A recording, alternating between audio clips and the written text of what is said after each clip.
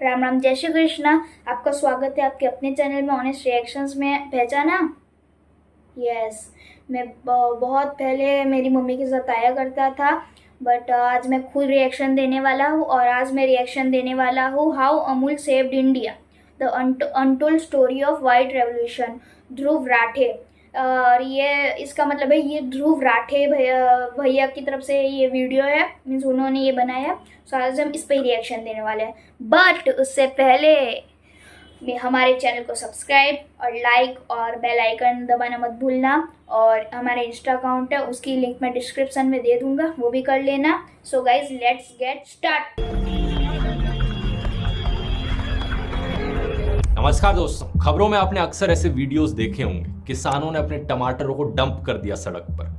ये वाला बिहार का था, लेकिन ऐसी चीजें हर स्टेट में देखने को मिलती हैं। इसके अलावा अगर आप न्यूज हेडलाइन सर्च करोगे तो यही चीज उत्तर प्रदेश, छत्तीसगढ़, मध्य प्रदेश, कर्नाटका, गुजरात, हरियाणा, ऑलमोस्ट हर स्टेट में कभी ना कभी देखी गई है। आखिर क्या कारण है कि किसान अपने टमाटरों को इस तरीके से वेस्ट कर देते हैं? रीजन है किसानों की फ्रस्ट्रेशन। अब टमाटर एक पेरिशेबल प्रोडक्ट है दोस्तों, इसे ज्यादा देर तक स्टोर करके रखा नहीं जा सकता, ये खराब हो जाता है। प्रॉब्लम यह है कि ज्यादातर किसानों के पास अपनी कोई कोल्ड स्टोरेज की फैसिलिटी नहीं है, और जब ये अपने टमाटर बेचने जाते हैं मार्केट में, इन्हें ब्लैकमेल किया जाता है कि इतना ही रुपया मिलेगा, लेना है तो लो, नहीं तो निकलो यहाँ से। इन्हें 2 से 3 रुपए पर किलो का प्राइस ऑफर किया जाता है, कई बारी 1 रुपए पर किलो। कई तो ऐसे भी केसेस देखे गए यहाँ पर सिर्फ 25 पैसे पर किलो ऑफर किए जाते हैं इन लोगों को। और ये चीज सिर्फ टमाटरों के साथ नहीं है, यही चीज हमें देखने को मिलती है प्याज, garlic, sugar cane, wheat, corn. किसानों को जब इतना कम पैसा मिलता है अपने प्रोड्यूस के लिए, तो ये फ्रस्ट्रेशन में आकर कहते हैं कि हमें बेचना ही नहीं है, हम इसे इससे अच्छा फेंक दें, वेस्ट जाने दें। और ये कोई नई प्रॉब्लम नहीं है दोस्तों। साल 1945 में गुजरात के डेयरी फार्मर्स भी सेम प्रॉब्लम से सफर कर रहे हैं। जब वो अपने दूध को बेचने जाते हैं मार्केट में, तो मिल्क कॉन्ट्रैक्टर्स कहते इतना ही रुपया मिलेगा, लेना है तो लो, वरना निकलो यहाँ से। लेकिन हमारी कहानी में एक ट्विस्ट तब आया जब इन डेयरी फार्मर्स ने डिसाइड किया ये इकट्ठे होकर इस प्रॉब्लम के अगेंस्ट फाइट करेंगे। इतना ही नहीं, ये खुद की एक ऑर्गेनाइजेशन बनाएंगे जो होगी of the dairy farmer, for the dairy farmer और बाय द डेयरी फार्मर। तो यहाँ पे इन्होंने लाइन बनाई है, of the dairy farmer, for the dairy farmer, by the dairy farmer. एक ऐसी ऑर्गेनाइजेशन जिसका पिछले साल टर्नओवर रहा था 61,000 करोड़ रुपीस। कहानी है दोस्तों अमूल। हाँ बोलो, क्या देगा? पाव भाजी, भाजी पुलाव, स्पेशल बटर पाव पुलाव, असली बटर के साथ Amul butter. Amul, a trendsetter in the dairy industry of India for more than 70 years, is a household name. Dr. Kurian's dream and vision for Indian dairy has made India one of the largest producers of milk in the world. Amul की तरफ से number 520। हमारी कहानी शुरू होती है दोस्तों early 1940s में। इस समय के बीच अगर आप किसी इंडियन घर में जाते तो आपको अमूल बटर कहीं नहीं दिखाई देता, बल्कि एक दूसरी कंपनी थी जिसका बटर बहुत पॉपुलर था इंडिया में। इस कंपनी का नाम था पॉल्सन। ये पॉल्सन बटर इतना पॉपुलर था कि लोग ये बोलने की जगह कि अपनी रोटी पर ज्यादा मक्खन मत लगा, ये बोलते थे कि अपनी रोटी पर ज्यादा पॉल्सन मत लगा। इस पॉल्सन कंपनी की शुरुआत करी गई थी पेस्तोनजी एडुल जी के द्वारा, जब वो सिर्फ 13 साल के थे। अपनी छोटी सी दुकान में उन्होंने एक कॉफी ग्राइंडिंग का बिजनेस शुरू किया था साल 1888 में। 12 साल बाद 1900 में उन्होंने अपनी कंपनी खड़ी करी, और एडुल जी का निकनेम जो था वो पॉली था। ब्रिटिश राज का जमाना था, तो इस नाम में एक ब्रिटिश ट्विस्ट ऐड किया गया, इसे पॉल्सन बना दिया गया, क्योंकि जो ज्यादातर कस्टमर्स होते थे उस समय में वो ब्रिटिश लोग होते थे या फिर बहुत ही अमीर इंडियन लोग होते थे। शुरुआत में ये पॉल्सन कंपनी अपनी कॉफी के लिए काफी फेमस थी। कहते थे इसकी कॉफी फ्रेंच रेसिपी के अकॉर्डिंग ब्लेंड करी हुई है। साल 1910 में एडुल जी को किसी ने बताया कि ब्रिटिश आर्मी को बटर की सप्लाई में बड़ी प्रॉब्लम हो रही है, उनके पास बटर की सख्त कमी। तो एडुल जी ने इस मौके का फायदा उठाया और गुजरात के कायरा डिस्ट्रिक्ट में जाकर उन्होंने एक डेयरी सेटअप करी। इस जगह को वैसे खेड़ा भी कहते हैं। खेड़ा नाम से शायद आपको याद आए, आपने स्कूल में पढ़ा होगा खेड़ा सत्याग्रह के बारे में। गांधी जी और सरदार पटेल ने खेड़ा सत्याग्रह लॉन्च करी थी मार्च 1918 में। उस समय पॉल्सन ने बहुत पैसा बनाया पॉल्सन बटर बेचकर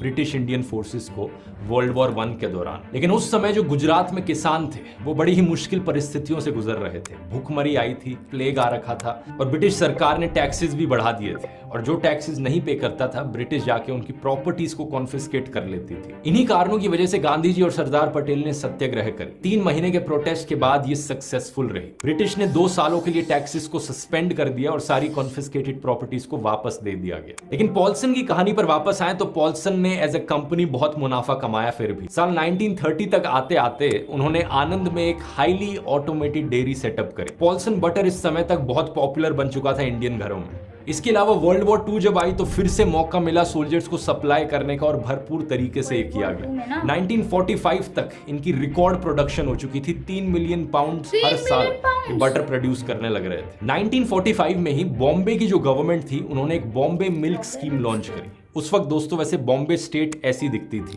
गुजरात और महाराष्ट्र कंबाइंड बॉम्बे होता था। बॉम्बे शहर नहीं, बॉम्बे स्टेट। इस बॉम्बे मिल्क स्कीम के अनुसार दूध को कायरा से बॉम्बे तक लेकर आना पड़ता था। 400 किलोमीटर तक का डिस्टेंस था ये।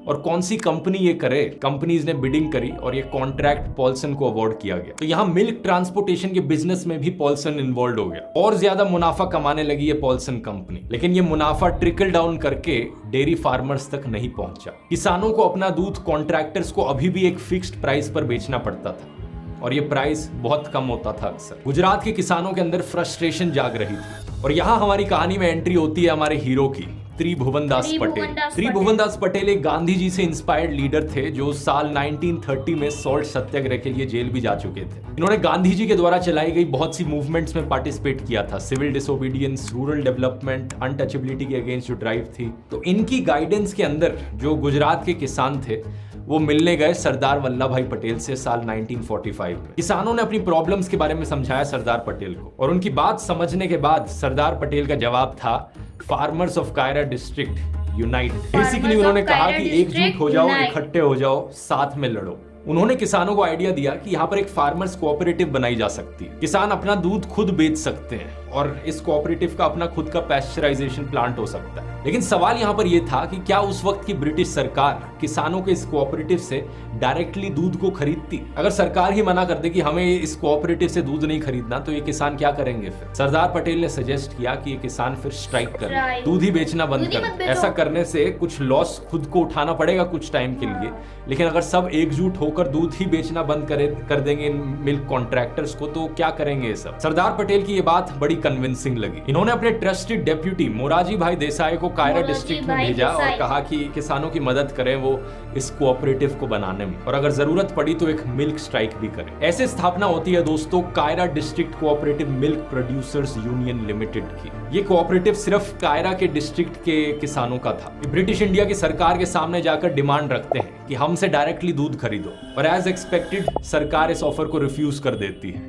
और फिर किसान मिल्क स्ट्राइक पर चले जाते हैं। इन मिल्क मर्चेंट्स को दूध ही बेचना बंद कर देते हैं। नतीजा यह होता है कि बॉम्बे मिल्क स्कीम पूरी तरीके से ऑलमोस्ट कोलैप्स कर जाती है। एक बूंद दूध तक नहीं पहुंच पाता बॉम्बे। 15 दिन के बाद जो मिल्क कमिश्नर थे बॉम्बे के, एक ब्रिटिश इंसान थे, वो जाते हैं कायरा में और फार्मर्स की डिमांड को फिर जाकर एक्सेप्ट करते हैं और किसानों का रिएक्शन कुछ ऐसा होता है। आत्मा को धरती पे लाने वाला चाहिए। मजाक कर रहा हूं, लेकिन इस पॉइंट पर हमारी कहानी में दोस्तों किसानों को सक्सेस की पहली झलक देखने को मिलती है। त्रिभुवनदास पटेल ये इंश्योर करते हैं कि ये जो कोऑपरेटिव है ये गांव के सारे मिल्क प्रोड्यूसर्स के लिए खुला होगा। लोगों का धर्म नहीं देखा जाएगा, लोगों की जाति नहीं देखी जाएगी। दूसरी चीज ये इंश्योर करते हैं कि इस कोऑपरेटिव में 1 पर्सन 1 वोट का फंडा चलेगा। जितने भी किसान इस कोऑपरेटिव से जुड़े हुए हैं उनका इकोनॉमिक स्टेटस क्या है, सोशल स्टेटस क्या है, फर्क नहीं पड़ता, हर कोई एक बराबर से वोट कर सकता है। ये एक 3 टियर स्ट्रक्चर बनाते हैं इस कोऑपरेटिव का, एक बॉटम अप अप्रोच लेते हैं।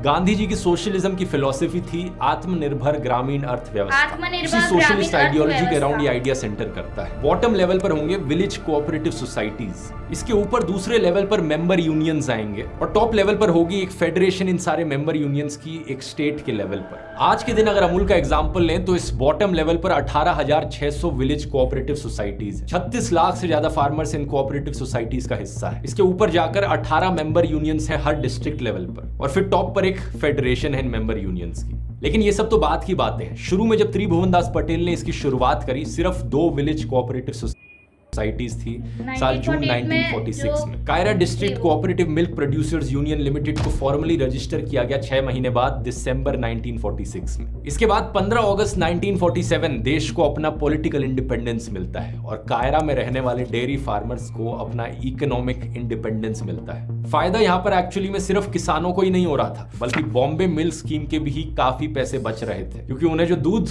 किसानों से मिल रहा था वो काफी कम प्राइस पे था एज कंपेयर टू जो पॉल्सन से मिलता था। टाइम के साथ साथ ये कोऑपरेटिव बड़ा होता गया। जून 1948 में इन्होंने मिल्क की पैस्चराइजेशन भी शुरू करी। पैस्चराइजेशन का मतलब होता है किसी भी फूड प्रोडक्ट को 100 डिग्री सेल्सियस से नीचे हीट करना, ताकि कोई भी उसमें माइक्रो ऑर्गेनिजम्स हैं और डिजीजेस हैं तो वो मर जाएंगे, उससे शेल्फ लाइफ बढ़ जाती है। 1948 के एंड तक करीब 432 किसान इन विलेज सोसाइटीज में इसका हिस्सा बन चुके थे, और जो मिल्क की क्वांटिटी सप्लाई हो रही थी वो 5000 लीटर प्रतिदिन हो चुकी थी। एक्चुअली आगे चलकर अमूल के सक्सेस देखा कि Kaira district cooperative milk producers, ये जो कॉरपोरेशन है, ये यूनियन कैसे बनी, मीन्स उसका क्या रीज़न था, क्या हुआ क्या नहीं हुआ। और सबसे शुरू में ये बहुत सारी न्यूज़ आती थी कि टमाटर वो सबको कुचला जा रहा है, फेंका जा रहा है, बहुत सारे जगह पे टमाटर ऐसे पड़े हुए हैं खराब। सो हम यहाँ पे न्यूज़ में आता रहता था। और इसका कारण थे ब्रिटिशर्स। वो है ना, किसानों को, जब किसान वो बेचने जाते ब्रिटिशर्स के पास, तो ब्रिटिशर्स है ना उनको लो प्राइस में बेचते, ब्लैकमेल करके। कभी कभी तो 25 पैसे तक भी आ जाते थे। सो उनको ये कदम उठाना पड़ा फ्रस्ट्रेट होके। सो उन्होंने ये चीज़ मिल्क में भी हुई थी, तो वो किसानों ने तो फेंक दिया था टमाटर वो सब। और बट मिल्क वालों ने क्या, हम बेचेंगे ही नहीं, थोड़ा लॉस हमको झेलना पड़ेगा बट हम बेचेंगे नहीं। तो बस उसके बाद वो जो मिल्क डायरेक्टर थे, कोई ब्रिटिशर्स थे, तो उन्होंने क्या बोला कि उन्होंने बोला था कि ठीक है, हम आपकी डिमांड एक्सेप्ट करते थे, एक बूंद नहीं पहुंचाते, इस वीडियो में बोला था। सो उस हिसाब से ये ठीक ही किया है मेरे हिसाब से तो। बट इसका नेक्स्ट पार्ट तो बहुत ज़्यादा, मुझे तो इस पार्ट में बहुत मज़ा आया, बट नेक्स्ट पार्ट में तो भाई मज़ा आएगा। सो लेटर हमने देखा वहाँ पे अमूल की तरफ से 3 टायर स्ट्रक्चर यहाँ पे बना। पहला क्या बना था, विलेज डेयरी कोऑपरेटिव सोसाइटी सबसे नीचे, उसके ऊपर मेंबर यूनियन, और उसके ऊपर था क्या था, स्टेट फिदरेट, ऐसे कुछ स्टेट के लेवल।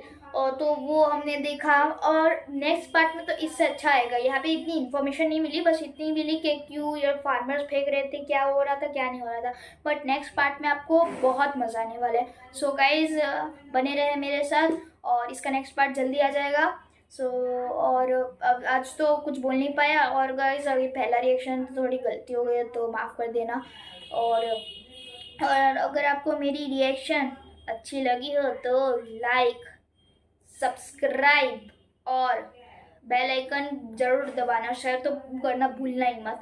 और मेरा इंस्टाग्राम अकाउंट मैं नीचे डिस्क्रिप्शन में दे दूँगा। सो गाइज डिस्क्रिप्शन में जाइए और हमें विज़िट करिए। विज़िट मीन्स हमारा अकाउंट देखिए। और बहुत सारी अभी और रिएक्शन आने बाकी है, तो बने रहिए। तो तब तक के लिए जय हिंद, वंदे मातरम, बाय बाय।